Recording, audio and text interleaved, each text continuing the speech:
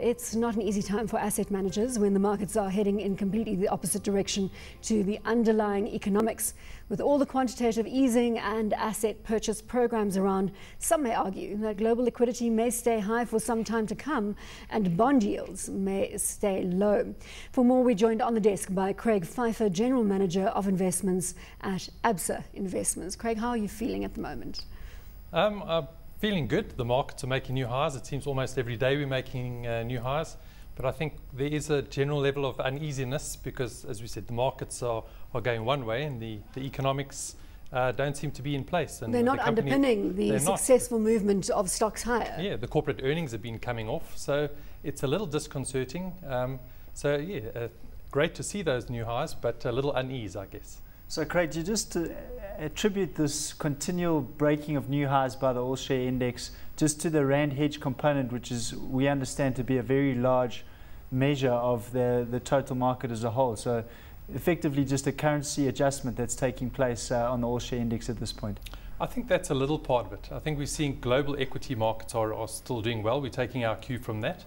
There is probably a bit of a hothouse effect here as well, and that currency effect.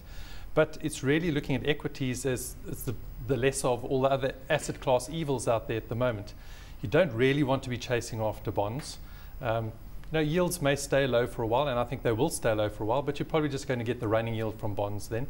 And then cash, you don't want to be in cash for a long period of time. Inflation's going to eat away those returns, and you're still paying tax.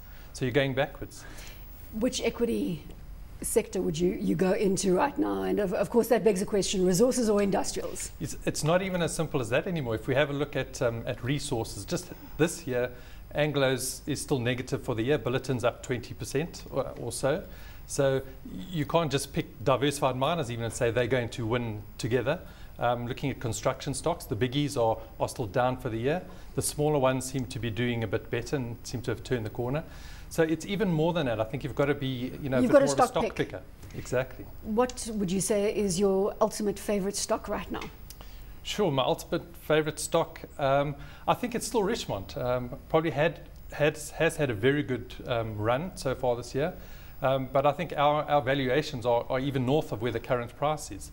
And there's been discussions about whether there's going to be a slowdown in the top level luxury sales.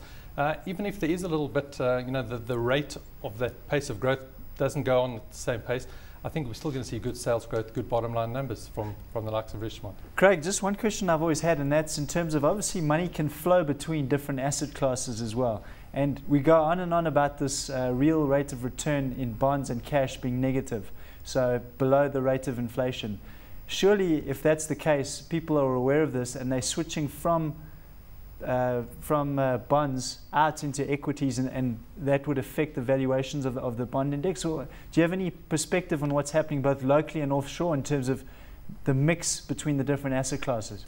Well, definitely locally we've seen, there's been a huge build-up of money into cash and fixed income unit trusts. Investors have been a bit nervous.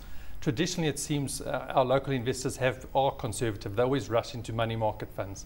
But we've seen over this last quarter, there has been a fair shift of some of those funds into equity unit trusts. And maybe that's also part of the, a bit of a weight of funds argument on the equity market as well. One of the reasons why it's done so well.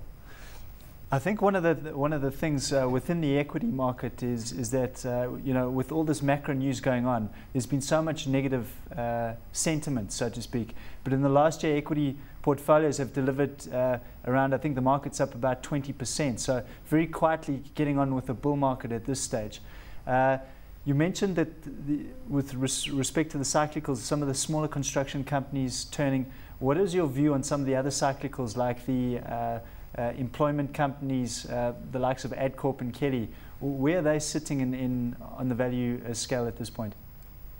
I think it's still too early to look at those companies as well. As I still think for the Murrays and the Avengers, I think their time will come, but it's not now. And those smaller companies are benefiting because they're getting some of the smaller projects, and it's making more of a material difference to their bottom line. Their earnings are lower, their geographic spread is much lower. So the big companies are much more diverse, and you really need a big kicker to get their earnings to show so bigger changes. So I think, those employment companies, it's going to take some time yet. We've seen the employment numbers, the recent census numbers as well, all points to, we're still struggling on the employment front. We're not creating jobs. I think the expectation for GDP to pick up, but it's going to be quite modest. Even the Reserve Bank looking at 2014 now, they've revised that number to below 4. So the growth prospects are still way below trend. And further to that train of thought, the South African consumer undoubtedly is going to come under pressure. Does that mean that retail stocks will follow suit and also come under pressure? Is that a logical conclusion? You would think so. You would have thought that already at this point some of those retail stocks would have come off the boil a bit. But the earnings keep coming through.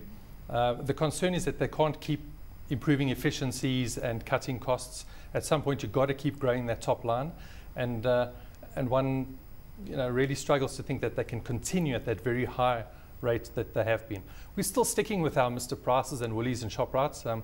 I think we're going to go with it. They still have momentum.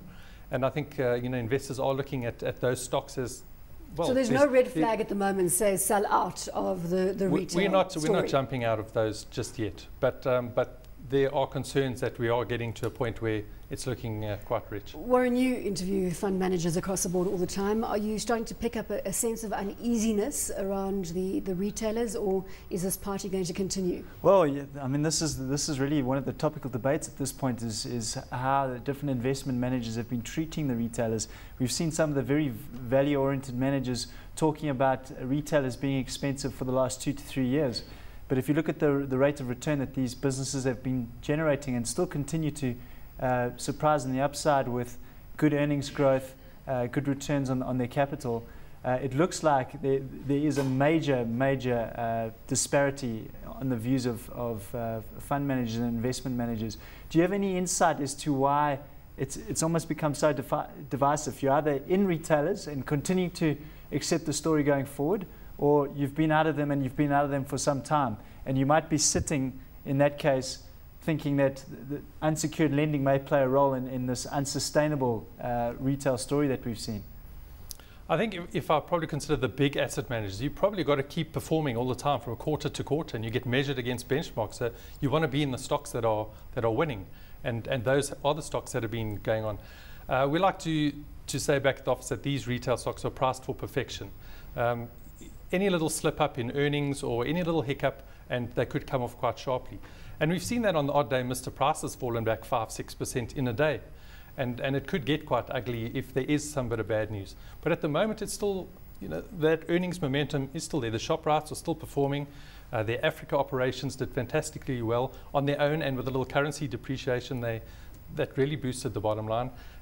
Mr. Price, similar story. Woolies doing all the right things, but as you say, price for perfection. If there are any little hiccups, those prices could come off. So just to get this right, I mean, your thesis at the moment is that things are going to improve in 2013 on a macro level, sort of at a global level. So you're saying there's going to be improvement in the euro situation. The Americans are going to come to terms with their fiscal cliff at some point, and things will continue to improve because we have seen a bit of a recovery. If that's the case, surely now's the time to be betting on the cyclicals because they should be the first ones to react. Isn't that why to the positive news? the equities are performing as they are right now, because they're pricing in this good news? I think that is a big part of it. We are modestly overweight resources still, because I think that is still part of the market where there is value. And if things go a little wrong, you're not going to lose your shirt there, and you've got some time. And if the growth picks up over a longer period of time, you could just stick with it. Whereas some of those more richer or highly valued shares, they could come off in a heartbeat. So just for the benefit, we talk about also a big disconnect between the valuations generally of the South African market, which many investment managers say is fully priced. Do you look overseas, and if so, how attractive are some of the equities in developed markets looking relative to our own market? In particular, European banks. And in banks in particular. No, I think we look at the JSE's valuation and the offshore markets in general, and it looks much narrower than it has been, which tells you that maybe there's more value offshore in offshore markets. But those corporate earnings have been coming off. This last third quarter earnings in the US, the outlook was quite poor. A lot of them made their numbers, but you guide investors down over time. But the outlook is weaker. So maybe their numbers are also fairly valued. So we don't think it's as attractive as a lot of people out there are making. Yes, you need diversification, but I don't think, another term used in office, it's not a dripping roast that some people think that it is. And at this point, where the rand is at the moment, at around R8.75, R8.80, are you advising clients to look at taking more money offshore? Do you expect further weakness in the rand, or do you think it's going to level out at this point and perhaps even improve as some of those mining revenues are seen again? I think we could improve a little in the short term, but I think the prognosis is probably that Europe does pick up into 2013. We make a big assumption that the fiscal cliff, we can get over that, and that the dollar also holds up, and then the rand would probably weaken up against those currencies. Our own inflation may pick up a bit, so maybe the medium to longer term pressure is for a weaker currency. So yeah, you still want to be holding those rand hedge stocks. I think some of the other growth stocks, MTN, SAB Miller, I think you need those stocks in your portfolio. But you're not putting new money into MTN, SAB Miller, or are you? I think you can still do that, particularly if you take the view that in the likes of SAB Miller that the rand would depreciate over time. It does look fully priced or close to, and it's had a heck of a run as well. But I think it's still got legs if you're taking a 3-year view. One of the other areas that's been very that seems to be very negative sentiment against it is the listed property space. And again, lots of negative sentiment because of where bond yields are at and listed properties priced relative to the bond yields. But again, we look at the indexes, and the listed property index was up 33% to the end of September. So, are we perhaps being too pessimistic? And specifically, what do you think about listed property at this point? I chatted to our listed property analyst, and she thinks the market is fairly priced at the moment. Even after a 30% gain, it's fairly priced now. And I think looking at the view that interest rates are going to stay low for some time, I said we can get the running yield out of bonds if they stay there for the next year or two. So yields should stay at that level. Bond yields and listed property yields are quite close together, or do follow each other quite closely.